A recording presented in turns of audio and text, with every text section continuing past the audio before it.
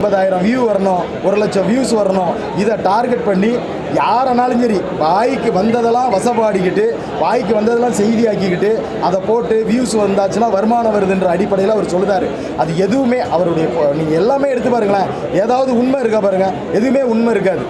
அவர் ஒரு வியாபாரி, அதுவும் குறிப்பாக தமிழகத்தில் அரசியல் வியாபாரி. அவர் சொன்னதில் என்ன உண்மை, என்ன உண்மை இருக்குது சொல்லுங்கள்.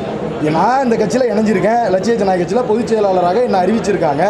தமிழகம் முழுவதும் போகிறோம்.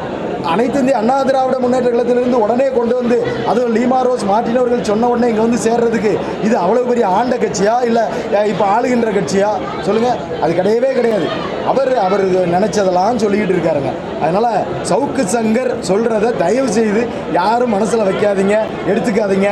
அவர் இப்போவும் சொல்லுதேன், மீண்டும் சொல்லுதேன், சவுக்கு சங்கர் அவர் ஒரு லைக்ஸ் வரக்கூடிய ஒரு தலைவர். லைக்ஸ் வேணும் எனக்கு, அதன் மூலம் வருமானம் வரணும்.